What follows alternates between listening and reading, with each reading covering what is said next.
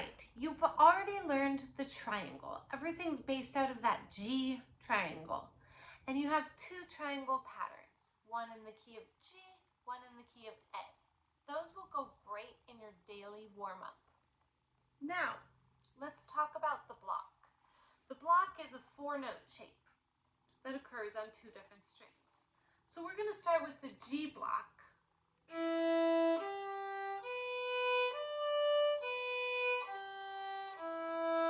And as you can see, this is the triangle with an added note. So now it's turning it into a rectangle. What these blocks give you now, we have the 1, the 3, and the 5 of the G chord. That builds our major chord, and then we have the 6th. The 6th is a really magical scale degree in swing and Western swing songs. So know that this block is giving you a really, really yummy note. So if we use that block on each string, we already know 3 block shapes. We have, if we start on G, on the G string and D string, this is your C block.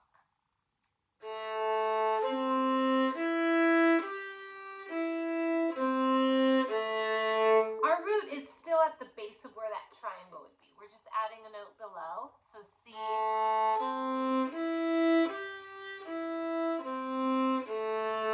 G,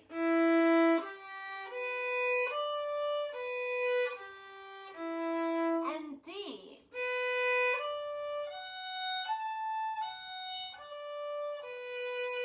So let's do these all backwards, starting on D. Now G. Now C.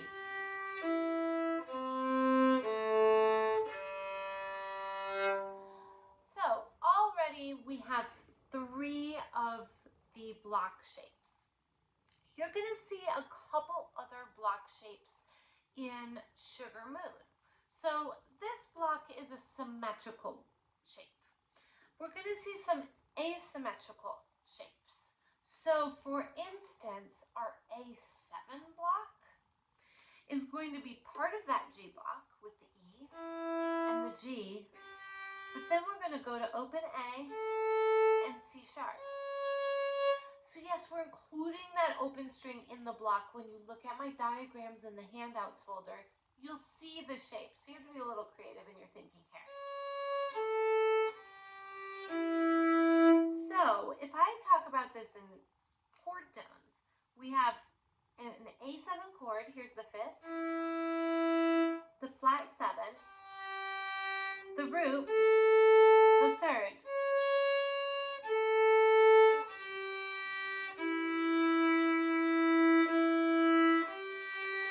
Now, the root is the open string. So in this particular voicing, it's important to note that the root is going to be the first note on the 2nd string. So that's our A7, which we're going to see both in, we're going to see that in Sugar Moon. All right. In Sugar Moon, you'll also see the D7. So in the D7, there are several different ways we can do a D7. We can do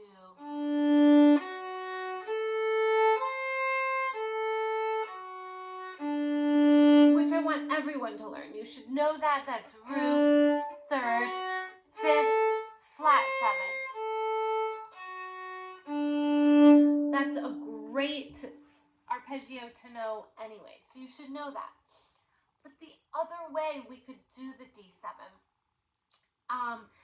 based out of the symmetrical block, is by taking, here we have the root, the 3rd, the 5th, and then going down to the flat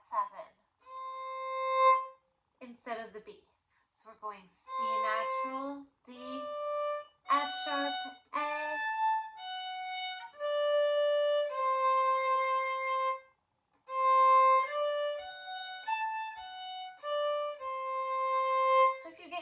to this D block with the B on the bottom, and just change that B up a half step to the flat 7, that's the C.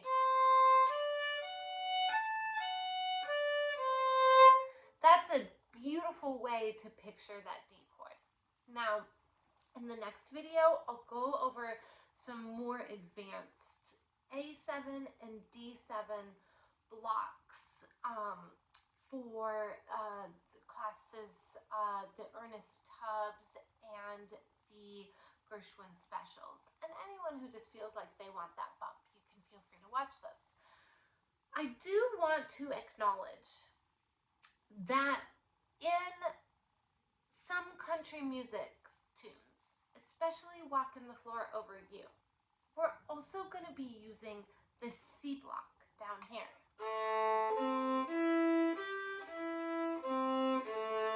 So that's something to keep in mind.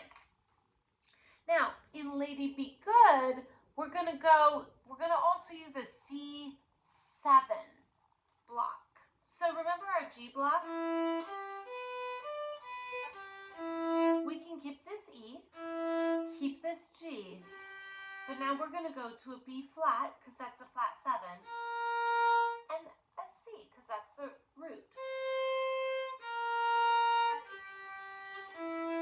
So this is an asymmetrical block.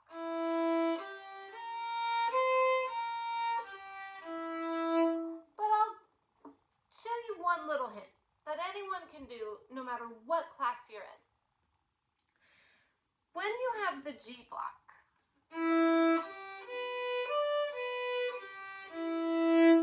if you just take that B and you make it a B flat, that's going to work beautifully over the Z7.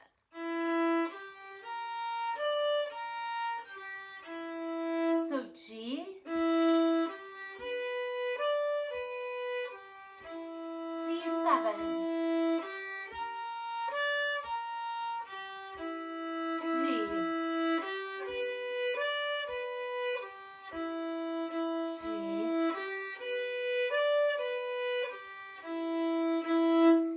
that'll be a really beautiful way to do the C7. You're also going to have an A minor. So remember that A block?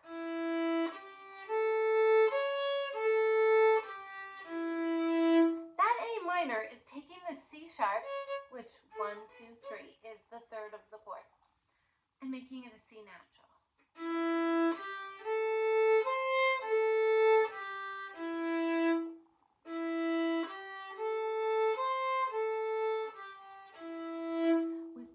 Covered all our bases. That's the A minor 7.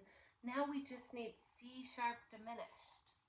This is so cool because now we keep these two notes, and instead of going to an open A or a B, we're going to go to a B flat and then a C sharp. You can always do 1, 3, 1, low 3. To make that feel more symmetrical. I'll go real slow. 3, flat 5, flat 7, double flat 7. Don't think about it though. Okay, so we're going to do an exercise now where we go through each shape that we've learned. Starting with G.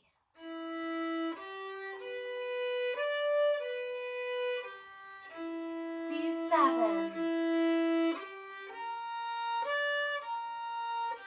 G,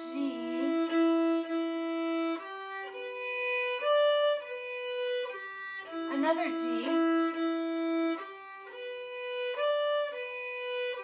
A minor,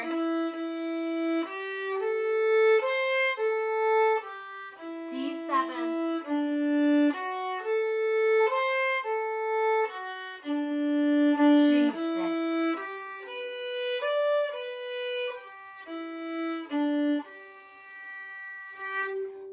A part of Lady Be Good. Now, let's do the B part. C block,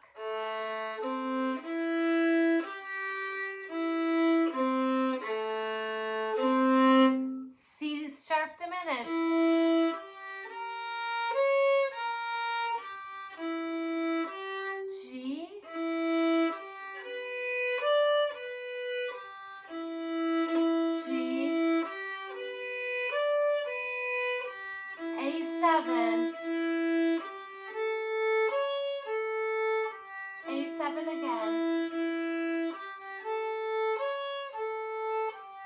And D7.